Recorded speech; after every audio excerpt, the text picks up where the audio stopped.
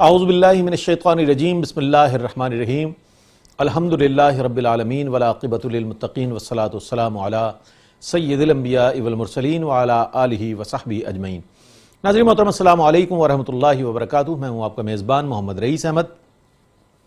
پیش کیا جا رہا ہے پروگرام بزم عقیدت۔ اس پروگرام کے ساتھ ہم آپ کی خدمت میں حاضر ہوتے ہیں اور کوشش کرتے ہیں کہ قرآن کریم کی تعلیمات، احادیث مبارکہ اور اس کے ساتھ ساتھ سلف صالحین کے واقعات کے ساتھ اس پروگرام کو سجائیں، تاکہ ہمارے لیے جو اصلاحی پہلو ہے وہ بھی سامنے رہے اور اس ذکر کی برکتیں بھی ہمیں حاصل ہوتی رہے۔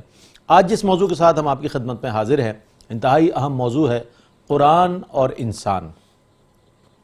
مفسرین نے جب قرآن کے حوالے سے تحریر فرمایا تو یہ لکھا کہ قرآن کا جو اصل موضوع ہے وہ انسان ہے، اور اس کے ساتھ ساتھ انسان کی اصلاح ہے، انسان کو اچھی ڈگر پر ڈالنا، یعنی انسان کی اصلاح کرنے کے حوالے سے اوامر و نواہی کا جو مجموعہ ہے اسے ہم قرآن کہتے ہیں، کہ جس میں اللہ رب کریم نے انسانوں کو زندگی گزارنے کا بھی طریقہ بتایا اور ان تمام چیزوں کی وعید سے بھی آگاہ فرمایا کہ جو انسان کے اخلاق میں رذائل کی طرف آ جاتے ہیں۔ تو فضائل اخلاق کی بات ہو یا رذائل اخلاق کی بات ہو، دونوں حوالوں سے جو ہمیں تعلیمات ملتی ہے اس کا منبع جو ہے وہ قرآن کریم ہے، اور ہدی للناس قرآن نے خود کہا اس کتاب کو، تو یہ لوگوں کے لیے ہدایت کا سرچشمہ ہے، یہی شفا بھی ہے، یہی رحمت بھی ہے۔ از روئے قرآن یہ سب کچھ، یعنی کہ ہمارے لیے دنیا اور آخرت کی تمام خبروں کا جو مجموعہ ہے وہ قرآن کریم ہے، اور انسان کے ساتھ جو اس کا تعلق ہے وہ انتہائی اہم ہے، اور انسان ہی کی ہدایت کے لیے نازل ہوا۔ میرے اور آپ کے کریم آقا صلی اللہ علیہ وآلہ وسلم پر کم و بیش 23 سال کے عرصے میں یہ کتاب نورانی نازل ہوئی۔ اس حوالے سے آج انشاءاللہ بات کریں گے۔ قرآن اور انسان ہمارا موضوع ہے۔ آج ہمارے ساتھ موجود ہیں ممتاز و معروف ماشاءاللہ شخصیات، ایسی شخصیات کے جنہیں ماشاءاللہ قرآن کے ساتھ ایک شغف حاصل ہے، قرآن کی تعلیمات کو عام کرنے کے حوالے سے یہ حضرات ماشاءاللہ بہت مستعد ہیں۔ میرے پہلے مہمان ہیں علامہ عبد المصطفیٰ عابد امجدی صاحب، ممتاز و معروف شخصیت ہیں ماشاءاللہ، بہت بڑے ادارے سے بھی وابستہ رہے ہیں اور اب بھی اپنی خدمات انجام دے رہے ہیں۔ السلام علیکم ورحمۃ اللہ وبرکاتہ۔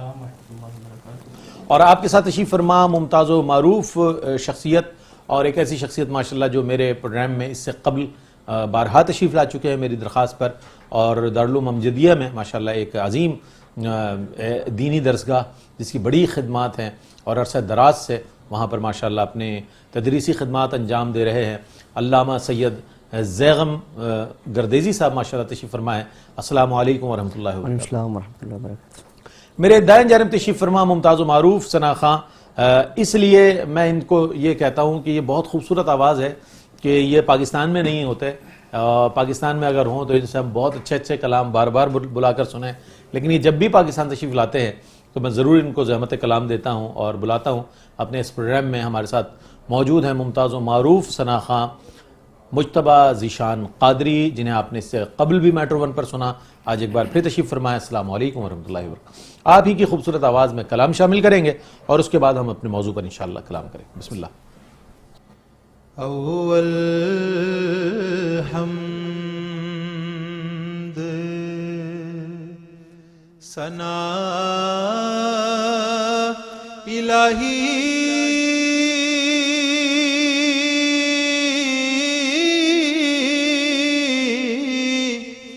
جو مالک ہر دا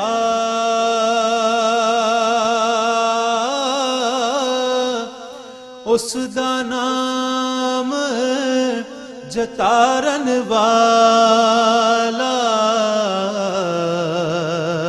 کسے میدان نہیں ہردا اس دا نام جتارن والا، کسے میدان نہیں ہردا، رحمت دا دریا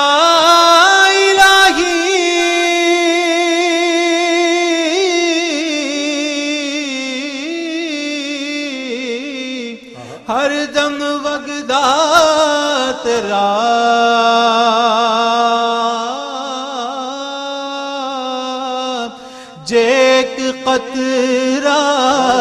بخشے مینوں حکم بن جاوے میرا جیت قطرہ بخشے مینوں کم بن جاوے میرا ایک گناہ میرے ماں پیو ویکھن دیوے دیس نکالا پر لکھ گناہ میرا مولا ویکھے اوپر دے رکھن والا اور میں نیواں میرا مرشد اونچا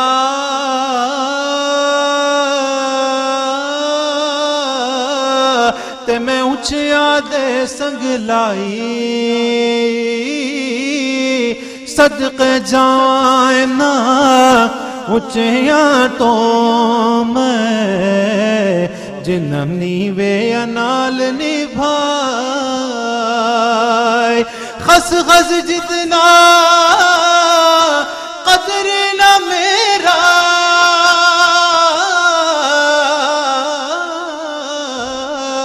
میرے صاحب نو وڈیاں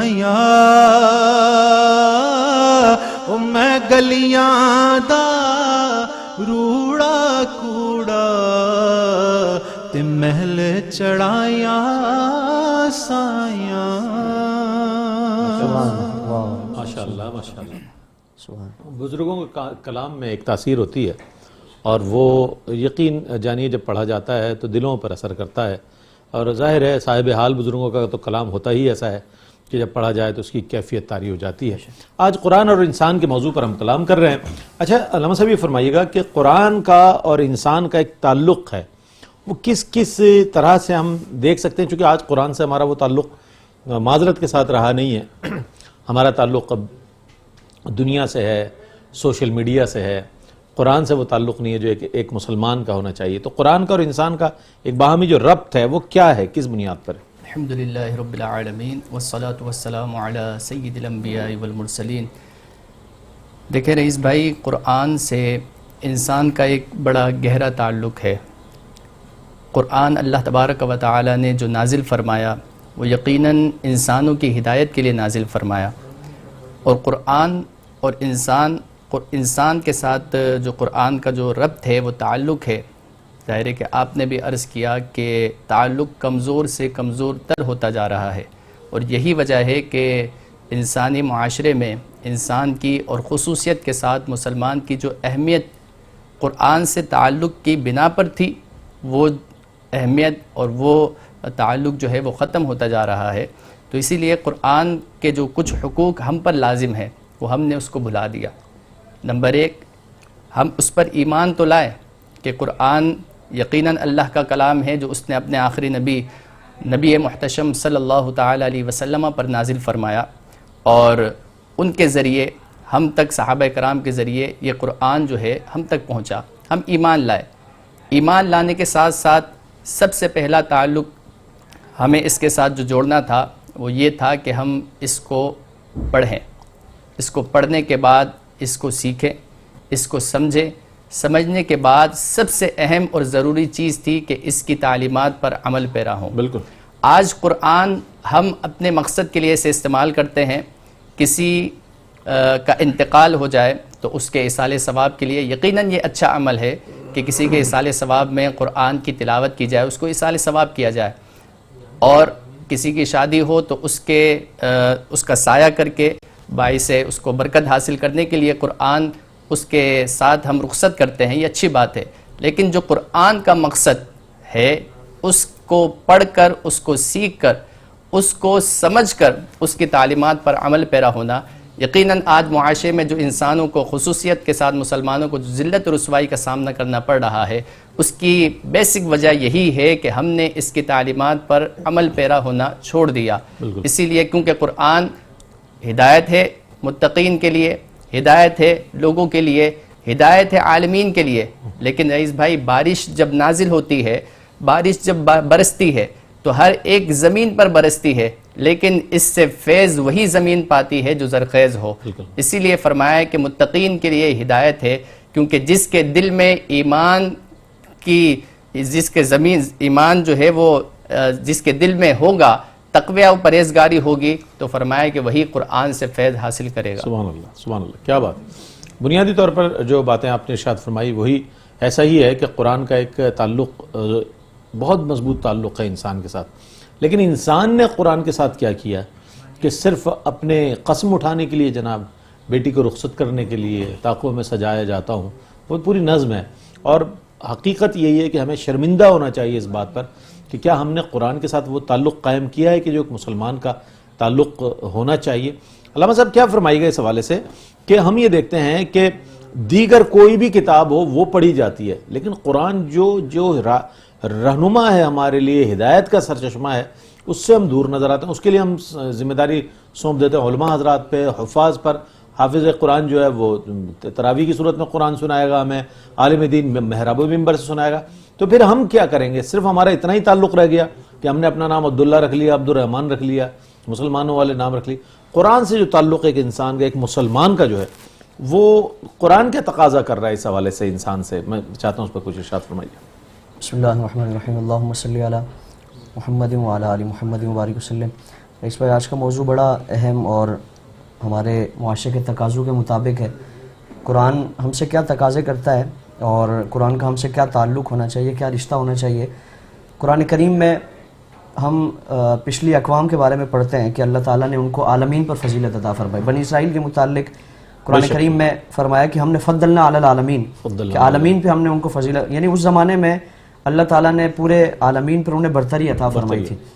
لیکن قرآن کریم کا ہی اگر مطالعہ کرے تو ان کی فضیلت کی وجہ بیان فرمائی گئی. قرآن میں ارشاد فرمایا کہ قل یا اہل الکتاب لستم علی شیء حتی تقیموا التوراۃ والانجیل، کہ اے اہل کتاب تم کچھ نہیں ہو، لستم علی شیء، تم کوئی چیز نہیں ہو یہاں تک کہ تم توریت اور انجیل کو قائم نہ کر لو، اس کا نفاذ نہ کر لو.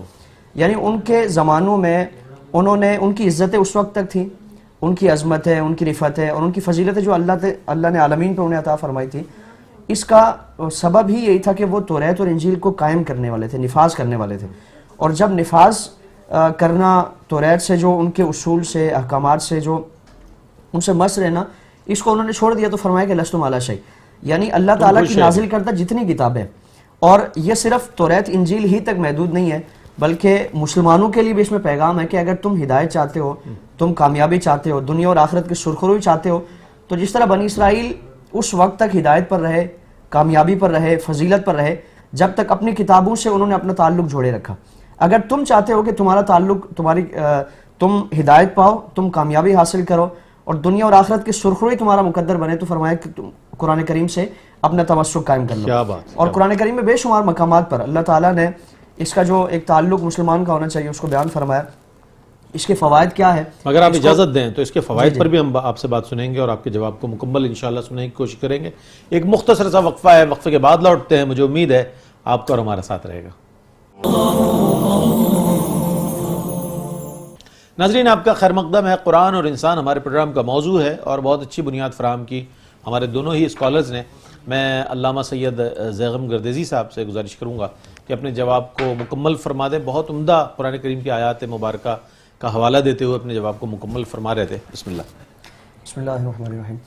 رئیس بھائی، علامہ اقبال نے اپنے جواب شکوہ میں مسلمانوں کا ماضی اور حال اور ماضی کی جو تابناکی تھی اور عروج و کمال تھا اس کو بیان کر کے حال جو بے حال ہے اس کے اسباب کو بیان فرمایا کہ وہ زمانے میں معزز تھے مسلمان ہو کر اور ہم خوار ہوئے تارک قرآن، اور صفائے دھیر سے باطل کو مٹایا کس نے، نو انسان کو غلامی سے چھڑایا کس نے، میرے کعبے کو جبینوں سے بسایا کس نے، میرے قرآن کو سینوں سے لگایا کس نے. تھے تو آبا وہ تمہارے مگر تم کیا ہو، ہاتھ پہ ہاتھ درے منتظر فردا ہو. امت مسلمہ کا ماضی انتہائی تابناک تھا، انتہائی روشن تھا، انتہائی عروج والا تھا. لیکن آج کی جو بدحالی ہے، آج کی جو پستی اور زوال ہے کہ وہ زمانے میں معزز تھے مسلمان ہو کر اور ہم خوار ہوئے تارک قرآن ہو کر. یعنی قرآن کریم سے جب تک جس طرح بنی اسرائیل نے اپنا رشتہ جوڑے رکھا, اللہ تعالیٰ نے ان کو کمال عطا فرمایا, ان کو فضیلت عطا فرمائی, اور اس امت نے بھی جب تک قرآن سے اپنا تعلق جوڑے رکھا اللہ تعالیٰ نے عروج و کمال عطا فرمایا. آج یعنی ہم خود تصور کریں نا کہ قرآن صحابہ کرام کے پاس بھی یہی 30 سپارے تھے, 114 صورتیں تھیں, یہی قرآن تھا. ہمارے پاس کوئی اور قرآن نہیں ہے. اگر اس قرآن نے ان کی زندگیوں کو تبدیل کر کے زمانہ جاہلیت کے ہم معاملات پڑھیں, اور اس زمانے میں لوگوں کا ایک رسم و رواج کیسا تھا, رہنا سہنا کیسا تھا, اس جاہلیت کے دور سے اگر ان کو نکال کر اور پوری کائنات کے لیے ایک مثالی گروہ بنا دیا, اسی قرآن نے ان کو مثالی گروہ بنا دیا, تو کیا وجہ ہے کہ آج ہمارے پاس قرآن موجود ہے, ہمارے گھروں میں قرآن موجود ہے, لیکن اس کے باوجود ہم پھر اس سے یعنی ہم تبدیلی نہیں آ رہی ہم میں. اس کی وجہ کیا ہے کہ ہم نے قرآن کا جو صرف ایک قلبی تعلق بحال رکھا ہے قرآن سے, ایک یعنی دل و دماغ کا تعلق تو بحال رکھا ہے, عملاً ہمارا قرآن سے کوئی تعلق نہیں. قرآن کا عملاً جب تک ہم سے کوئی تعلق نہیں رہے گا اس وقت تک یہی معاملات ہیں, اس وقت تک ہمارا یعنی کامیابی ہمارا مقدر نہیں بن سکتی جب تک ہم قرآن کے دامن کو نہ تھامیں.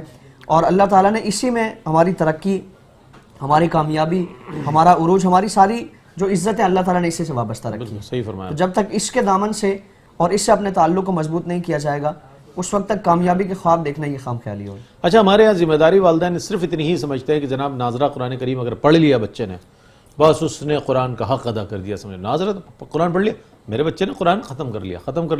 اب اس کی دوبارہ توفیق نہیں ہوتی انہیں کہ وہ دوبارہ قرآن کھول کر دیکھیں اور پھر دوبارہ وہ قرآن پڑھیں, پھر اس کو دہرائیں. ظاہر ہے تو کتاب ہدایت ہے اور اس کا تو ایک ایک لفظ پر ہمیں کئی درجے ثواب ملنے والا. تو اس اعتبار سے ہمیں قرآن کے ساتھ ایک تعلق قائم کرنا چاہیے. یہ صرف پڑھنے کے لیے نہیں ہے بلکہ اس کے احکامات پر عمل کرنے کے لیے بھیجی گئی یہ کتاب. پڑھنا تو سعادت ہے ہی, میں سمجھتا ہوں اس کی تعلیمات پر عمل کرنا عین سعادت ہے جس سے ہم دور نظر آتے ہیں. کلام شامل کر رہے ہیں, ہمارے ساتھ موجود ہیں ممتاز و معروف ثنا خان مجتبیٰ ذیشان قادری, بارگاہ رسالت مآب صلی اللہ علیہ وآلہ وسلم میں اپنی عقیدت نظر کر رہے ہیں. بسم اللہ. دل و نگاہ کی دنیا نہیں ہوئی ہے, دل و نگاہ کی دنیا نہیں ہوئی ہے, درود پڑھتے ہی یہ کیسی روشنی ہوئی ہے, درود پڑھتے ہی یہ کیسی روشنی ہوئی ہے.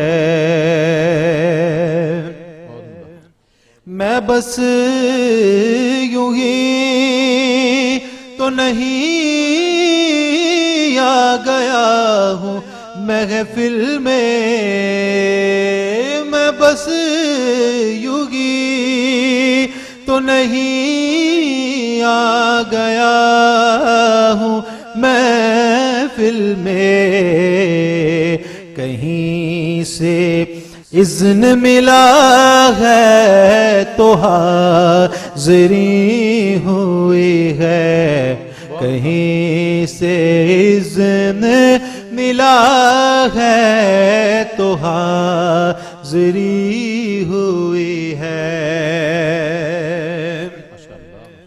اور یہ سر اٹھائے, یہ سر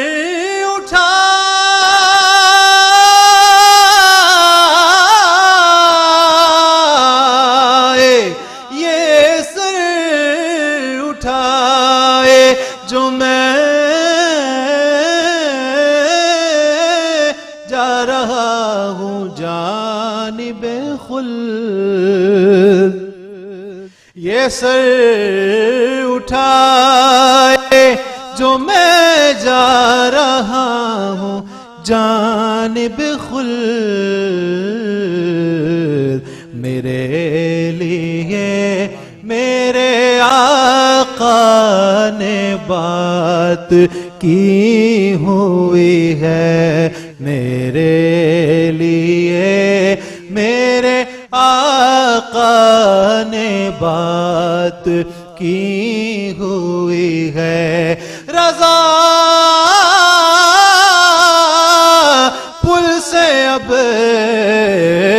وجد کرتے گزریے، کیونکہ میرے لیے میرے آقا نے بات کی ہوئی ہے۔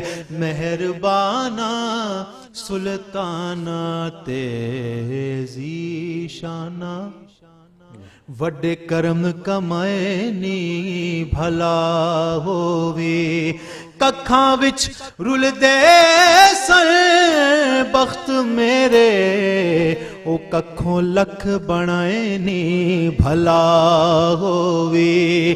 کلر شار ضمیر تے مہربانا، بوٹے کرم دے لائے نی بھلا ہووی۔ پتہ سارا سرکار نو کیتیاں دا، پردے اے باتیں پائنی بھلا ہووی۔ میرے لیے میرے آقا نے بات کی ہوئی ہے۔ ہزار شکر غلامان شاہ بطحا میں، ہزار شکر غلامان شاہ بطحا میں، شروع ہی دن سے میری حاضری لگی ہوئی ہے، شروع ہی دن سے میری حاضری لگی ہوئی ہے۔ کیا کہنے، کیا کہنے، خوشا نصیب غلامان شاہ بطحا میں، شروع دن سے میری حاضری لگی ہوئی ہے۔ قرآن کریم میں جب ارشاد ہوا کہ الست بربکم، کیا میں تمہارا رب نہیں ہوں؟ قالوا بلا، سب نے کہا، ساری ارواح نے جواب دیا کیوں نہیں، تو یہ ہمارا رب ہے۔ تو خوشا نصیب غلامان شاہ بطحا میں، شروع دن سے میری حاضری لگی ہوئی ہے۔ آج موضوع ہے قرآن اور انسان، اس حوالے سے ہم بات کر رہے ہیں۔ تو میں علامہ صاحب سے یہ جاننا چاہوں گا، علامہ صاحب جو اوامر کی صورت میں احکامات قرآن کریم میں ہمارے لیے آئے ہیں انسانوں کے لیے، تو آیا یہ فرمائیے گا کہ قرآن وہ کون سے اوصاف انسان میں پیدا کرنا چاہتا ہے کہ جس سے انسان جو ہے اشرف المخلوقات ہونے کی صورت کو ظاہر کر سکتا ہے، اور وہ مقام اس کا کہ جو مسجود ملائکہ کی صورت میں اور خلیفۃ الارض کی صورت میں، خلیفۃ اللہ فی الارض کی صورت میں اس کو اللہ تعالیٰ نے جو عطا فرمایا ہے، وہ کون سی صفات ہے کہ جو قرآن اپنے احکامات کے ذریعے انسان کو دے رہا ہے؟ سب سے پہلی چیز جو قرآن مجید فرقان حمید میں اللہ تبارک و تعالی نے کئی مقامات پر کئی بار ارشاد فرمائی، وَأَقِيمُوا الصَّلَاةَ، سبحان اللہ، نماز قائم کرو، نماز قائم کرو، وَآتُوا الزَّكَاةَ، زکوٰۃ ادا کرو۔ تو نماز قائم کرنا، زکوٰۃ ادا کرنا، الغرض جتنے بھی اوامر ہیں اور جتنے بھی نواہی رب تبارک و تعالی نے قرآن مجید فرقان حمید میں بیان فرمائے، اس کا بنیادی مقصد یہی ہے کہ انسان کا ظاہر تو وہ خود اپنے آپ کو سنوارتا ہے، ظاہر تو وہ سنوارتا ہے، لیکن جو اس کا باطن ہے، جو جس کا تعلق رب تبارک و تعالی سے ہے، کہ حدیث پاک میں ہے، رسول اللہ صلی اللہ تعالی علیہ وسلم نے ارشاد فرمایا، ان اللہ لا ينظر الى اجسامکم ولا الى صورکم ولکن ينظر الى قلوبکم، کہ اللہ تبارک و تعالی تمہارے جسموں کی طرف نظر نہیں فرماتا، تمہارے چہرے کی طرف نظر نہیں فرماتا، بلکہ تمہارے دل میں جو رب تبارک و تعالی کا تقوی ہے، ڈر ہے، اس کی طرف نظر رحمت فرماتا ہے۔ اللہ اکبر کبیر۔ تو اسی لیے فرمایا کہ بندہ اپنے باطن کی پاکیزگی کے ساتھ ساتھ، اپنے ظاہر کی پاکیزگی کے ساتھ ساتھ باطن کی بھی صفائی کا اہتمام کرے۔ تو قرآن مجید فرقان حمید میں جو اوامر بیان ہوئے یا جو بھی نواہی رب تبارک و تعالی نے بیان فرمائے، اس کا مقصد یہی ہے کہ انسان جو ہے معاشرے میں ایک اچھی زندگی بسر کرے، اس کا ظاہر پاک و صاف ہو اور اس کا باطن رب تبارک و تعالی سے جڑ کر اور وہ اس مقام و مرتبے پہ پہنچے کہ اسے مسجود ملائکہ جو فرمایا گیا، اس کے مرتبے پر اور اعلیٰ مرتبے پر رب تبارک و تعالی اس کا مقام بنا دے۔ کیا کہنے، سبحان اللہ۔ اچھا، قرآن کریم میں ظاہر ہے سچ بولنے کے حوالے سے احکامات ہیں، صبر کرنے کے حوالے سے، عدل کرنے کے حوالے سے احکامات ہیں، یعنی کہ جو حد سے گزر جانے والے ہیں ان کو وعید شدید کی طرف ان کی توجہ کرائی گئی کہ جناب جو حد سے گزر جاتے ہیں اللہ انہیں پسند نہیں فرماتا. اسی طرح تکبر کرنے والے کو اللہ تعالیٰ پسند نہیں فرماتا. تو یہ ساری چیزیں جو اچھی ہیں ان کا بھی ذکر ہے, جو بری ہیں رذائل ہیں ان کی ناپسندیدگی کے حوالے سے بھی اللہ رب کریم نے واضح احکامات فرما دیے. حضرت اتنی تعلیمات ہونے کے باوجود بھی انسان میں وہ خوبیاں نظر نہیں آتی جو قرآن میں موجود ہیں, اور وہ خرابیاں نظر آتی ہیں جن کے لیے وعید شدید ہے. کیا فرمائیے گا آپ اس حوالے سے؟ رئیس بھائی, لارڈ میکالے نے جب ہمارا نظام تعلیم ترتیب دیا تھا تو اس وقت اس نے جو آج سے کئی سال پہلے برس پہلے اس نے جو ایک پیشن گوئی کی تھی اس سے متعلق کہ ہم ان کا دین تبدیل نہیں کر رہے, بر صغیر کے لوگوں کو ہم جو نظام تعلیم ان میں رائج کر رہے ہیں تو ان کا دین تبدیل نہیں کر رہے, بلکہ دین کا ان سے جو تعلق ہے, جو رشتہ ہے, اور آپ صلی اللہ تعالی وسلم سے جو تعلق ہے, قرآن سے جو تعلق ہے, اس پر ایسی کاری ضرب کی جائے گی کہ پھر وہ جو جذبہ ہے, جو غیرت ہے, جو حمیت ہے, اور جو دین سے تعلق کی جو مضبوطی ہے وہ بالکل کھوکھلی ہو جائے گی, وہ بے بنیاد ہو جائے گی. تو آج ہم دیکھیں کہ ہمارے نظام تعلیم میں پہلے ہمارے بچوں کو قرآن پاک نصاب کا باقاعدہ حصہ بنا کر اور پھر قرآن کے مطابق ہی اس کی تعلیم کے ساتھ ساتھ اس کی تربیت, اس کی کردار سازی اور اس کی شخصیت سازی کی جاتی تھی. آج ہمارے جو اس طرح کی درسگاہیں ہیں, ہمارے ادارے ہیں, اس میں ہم دنیاوی تعلیم کے ساتھ ساتھ ہم دیکھیں کہ اسلام ہمارا کتنا فیصد ہم نے اس کو شامل کیا. ہمارے اسکول میں, ہمارے کالجز میں, ہماری یونیورسٹیز میں بالکل قرآن کریم کی تعلیمات اور اسلامی تعلیمات نہ ہونے کے برابر ہیں. اور اب یہاں سے ہماری جو نرسری پیدا ہو رہی ہے, جو ہمارے مستقبل کے جو معمار پیدا ہو رہے ہیں, اب اگر ان کی بیس ہی ایسی بنائی جائے گی کہ اس میں قرآن شامل ہی نہیں کیا جائے گا, اور قرآن جو ہماری اپنی کوششیں ہوتی ہیں وہ کیا ہے کہ ہم کسی قاری صاحب کے پاس بٹھا دیتے ہیں 10, 15, 20 منٹ, اب وہ کیا پڑھ رہا ہے, کیا وہاں سے سیکھ رہا ہے, یا ہم کبھی اس کو پوچھنے کی یا اس کو جانچ پڑتال کرنے کی کوشش نہیں کرتے, کیونکہ ہم جانتے ہیں کہ میں جانچ پڑتال کرنے کی کوشش تب کروں جب مجھے آتا ہوں, یعنی میری اپنی حالت ویسے ہی ہے. تو اگر جو ہماری نسل کی تربیت کا, تعلیم کا اور ان کی جو کردار سازی کا معاملہ اگر ایسے بسر ہوتا رہے گا تو پھر ہمارے معاشرے میں قرآن کی جو تعلیمات اس کا عکس نظر آنا یہ بڑا مشکل ہے. جب تک ہم اپنا نظام تعلیم میں باقاعدہ سے قرآن کو شامل نہیں کریں گے, یا اگر شامل نہیں بھی ہے تو ہم اپنے طور پر اس میں اگر بچوں کی تعلیم و تربیت میں اس کو شامل نہیں کریں گے, اور قرآن جس طرح پہلے فرمایا گیا کہ بچیوں کی رخصتی سے اس کو جوڑ دیا جائے گا, قرآن خوانی سے, اصال ثواب سے اس کو جوڑ دیا جائے گا, قسمیں اٹھانے تک اس کو محدود کر دیا جائے گا, تو پھر قرآن کے اثرات ہم پر مرتب نہیں ہوں گے. قرآن کا جو حق ہے کہ قرآن پر ایمان لایا جائے, دوسرا حق ہے کہ اس کو پڑھا جائے, تیسرا حق ہے کہ اس کو پڑھ کر اس کو سمجھا جائے, پھر اس پہ عمل کیا جائے.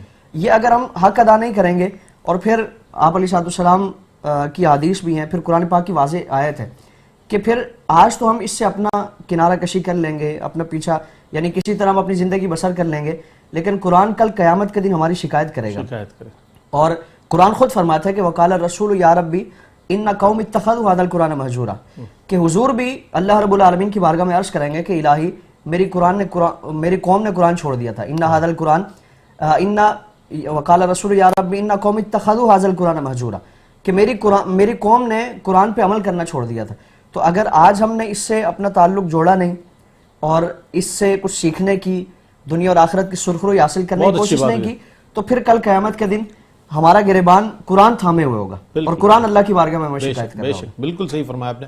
جہاں قرآن انسانوں کی, مسلمانوں کی شکایت کرے گا کہ پروردگار انہوں نے مجھے پڑھا نہیں, وہیں پڑھنے والوں کی شفاعت بھی کرے گا.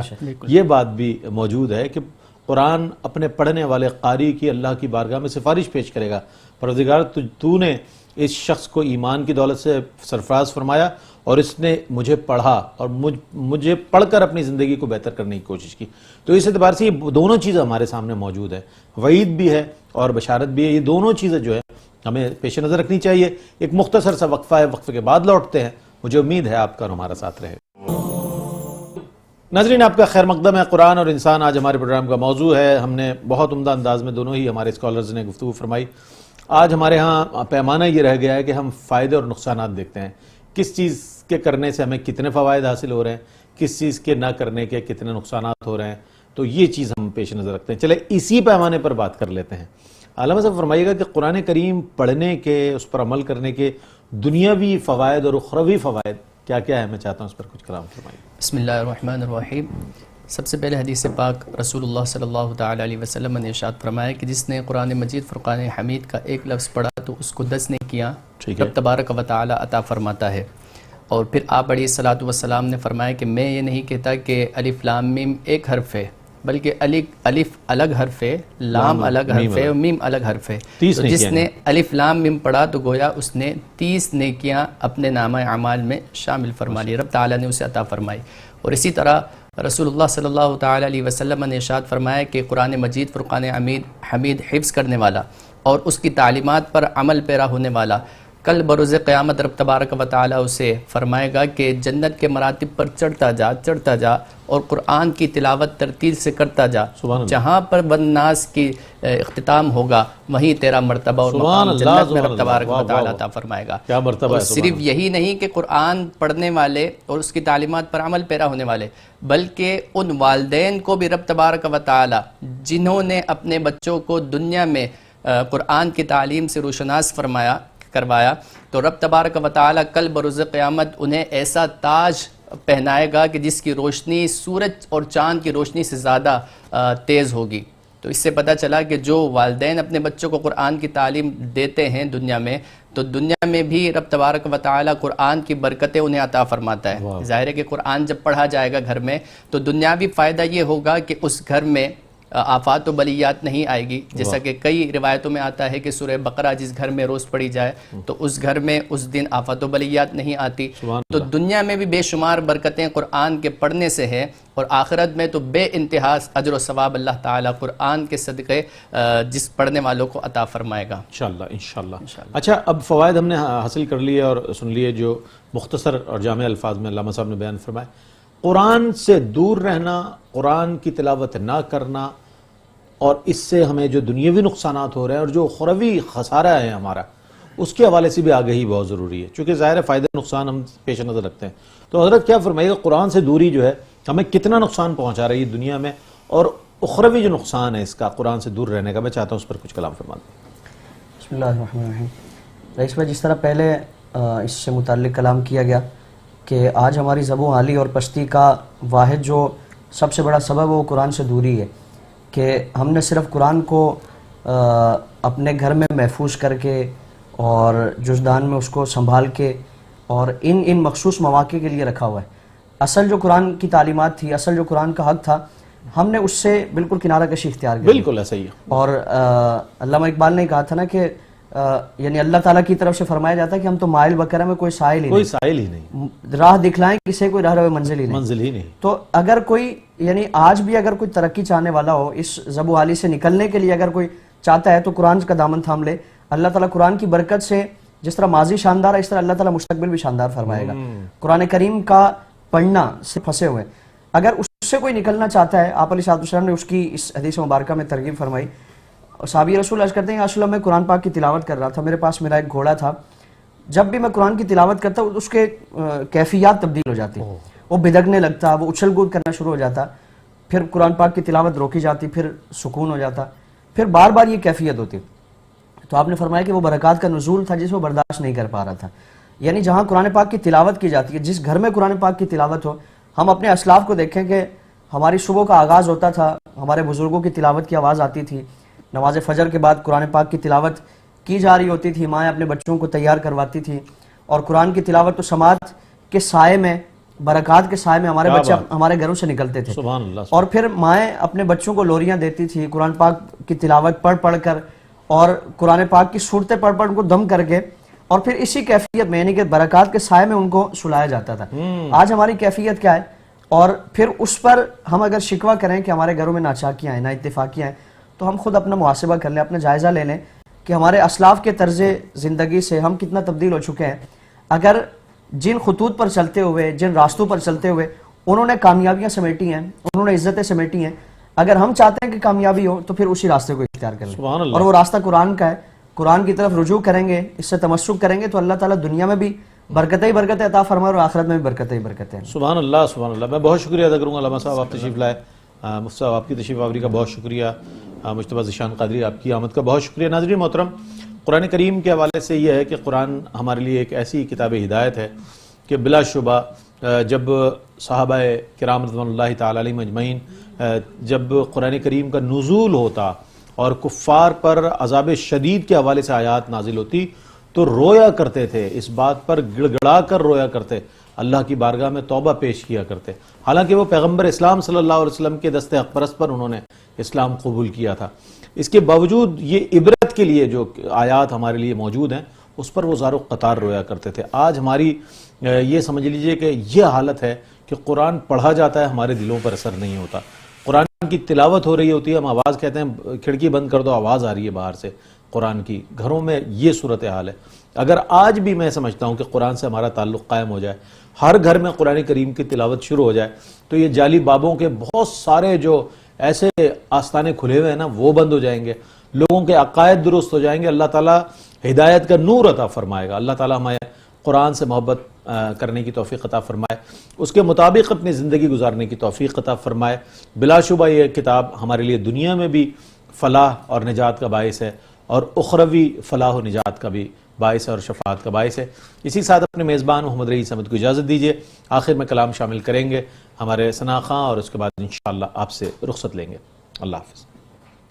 دربار الگ تیرا، دربار الگ تیرا، جبریل تیرا خادم، محتاج ہے جگ تیرا، کیوں اور کسی در سے، کیوں اور کسی در سے، جو کچھ ہمیں ملنا ہے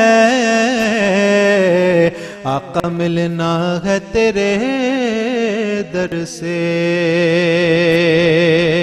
در نبی پر پڑا رہوں گا،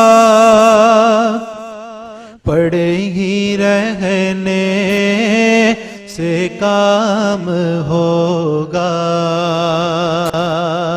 تیرا در چھوڑ کے جاؤں تو کہاں جاؤں میں، میرے آقا میرے سلطان مدینے والے، در نبی پر پڑا رہوں گا، پڑے ہی رہنے سے کام ہو